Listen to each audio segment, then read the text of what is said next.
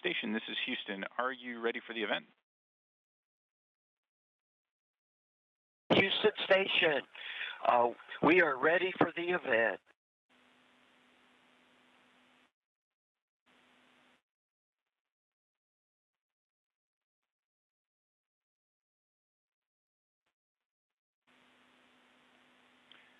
KOIN-TV, this is Mission Control Houston. Please call station for a voice check. Automatic deductions going. Station, this is KOIN-TV. How do you hear me? But sometimes that leads me to... The station hears you loud and clear, KOIN-TV. Right, yes. Well, yeah. Great. We are about 4 minutes from the interview. Option. So why is it important? Copy that.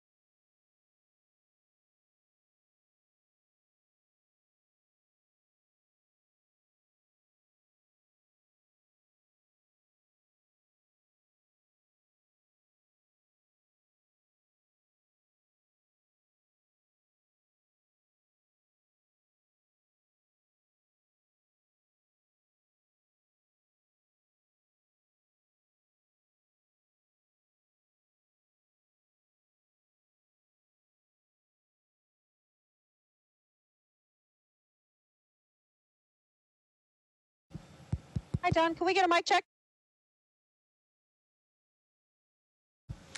Testing 1, 2, 3. How Thank do you so much. hear? Yeah, thank you so much. We'll be talking to Travis and Emily here shortly. Copy that.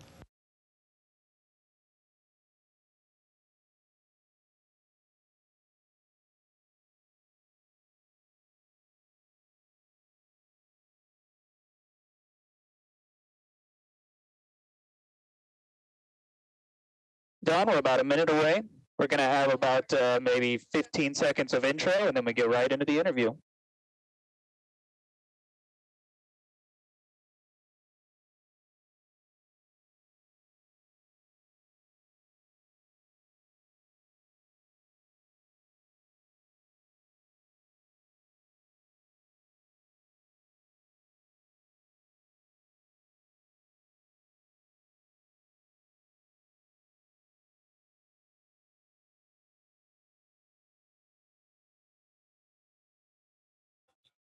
30.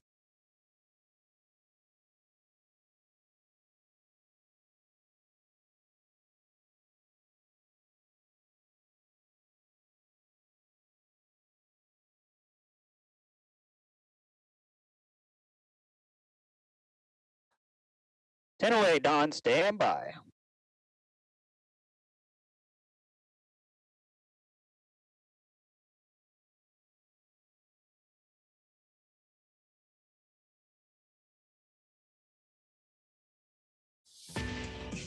Here we go.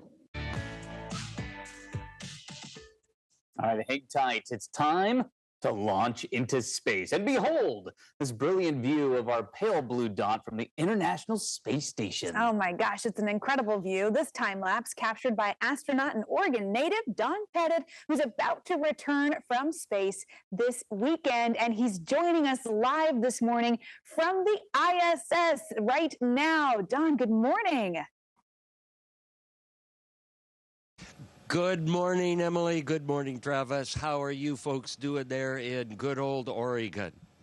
I'm feeling very weighted down by gravity. Yeah. I'm really feeling it at the Feeling a little moment. heavier than you these days. Well, Don, this is your fourth trip into space. So tell us about your current mission and what it has been like. This mission is all about what space station was built and designed for. It's about doing scientific research. It's about doing engineering research. And station is really a hopping place, working in all kinds of scientific fields, from biology to human research to physical sciences, combustion, metallurgical processing. This is a hopping place in terms of scientific research. Wow. What has it been like to spend 6 months on the ISS? You've been there since last September. What has this experience been like? Time flies so fast, especially when you're having fun and working hard. And it's amazing how quick 6 months goes by. Actually, more like 7. It's just a flash in the pan. Oh, I bet. Yeah, it is closer to 7 months at this point. Well, you know, it's been really cool to have an Oregon native representing the Beaver State up on the ISS. And we always love shouting you out every time we get to see some of your incredible videos. Yeah, and photography from the station. What are some of your more memorable moments during this mission that you'd like to highlight? Wow. There's several facets to memorable moments. One is with your crew, and I've had 3 different crews come traipsing through during the 7 months, and all of these crews, we end up having these belly-shaking, guttural, laughing phases where we're just having fun in our off-duty moments. And then you have quiet time when you're by yourself, maybe looking out a window, looking at Earth, looking at the cosmos, and contemplating such philosophical things as, where do I fit in this picture? I can't even imagine. We have that moment here on Earth when you look up at the stars on a clear night, you know, let alone being up amongst the stars and looking back at Earth. That is something else. What is something that has stood out to you? I mean, we were showing some clips earlier this morning of you spinning your camera, you know, in zero gravity. What are some of the kind of quirky zero gravity things that you've been doing up there to keep your entertainment levels going up in space?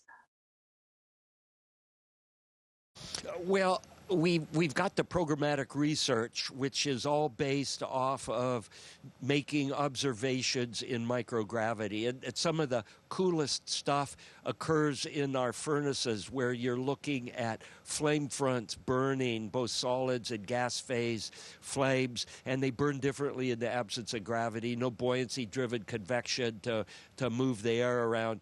And then there's another furnace that does containerless processing. So you melt a sample where it's floating in the furnace, where it's not touching any pre-existing solid, which can induce certain crystal habits into the material. So these are fascinating programmatic aspects of science.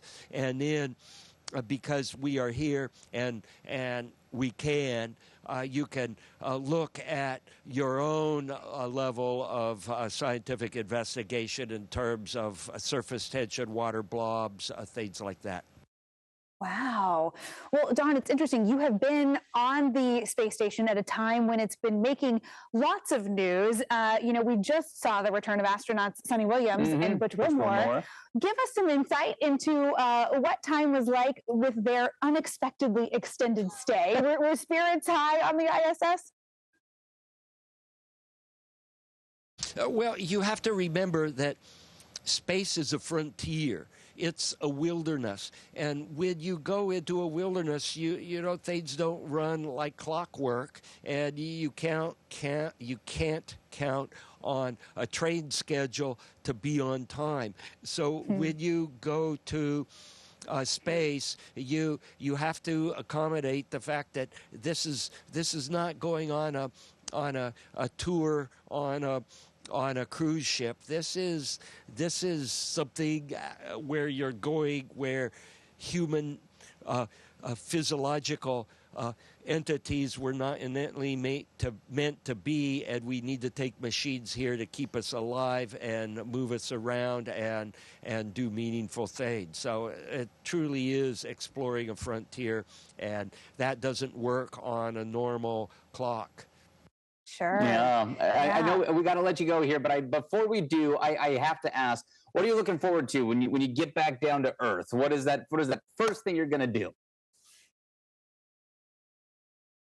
Okay, well, the very first thing I'm going to do when I get to Earth will probably be empty the contents of my stomach out the way it wasn't meant to go. And I say that. All that training couldn't prepare you for that reentry. This is a physiological thing that affects different people different ways. Some people can land and go out, eat pizza and dance. And when I land, it takes me about 24 hours to feel like I'm a human being again. But in spite of that, I think your question was a little more meaningful than hearing about that. Of course, you want to see your family and your loved ones, but the thing I miss most from Earth that we do not have up here, and that's running water, a sink, and a drain.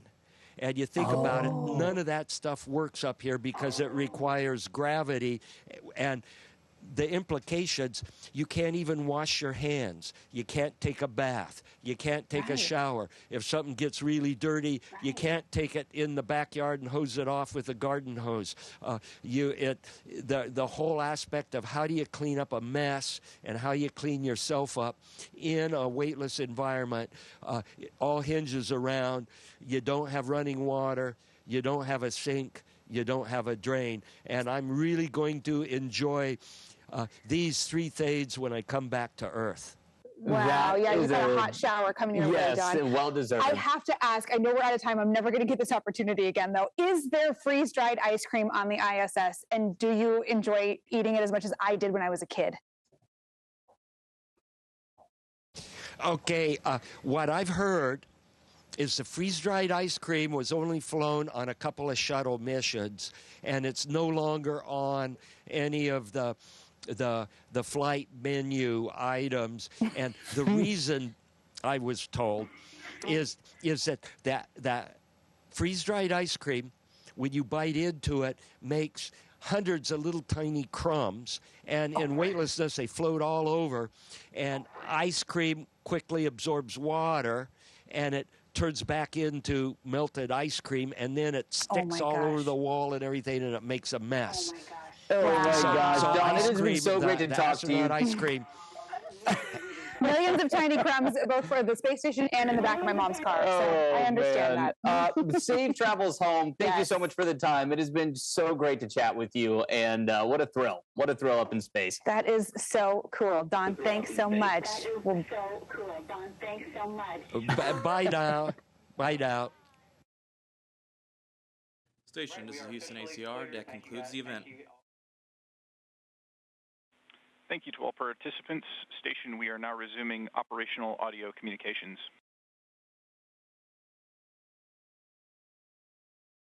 Copy that, Houston.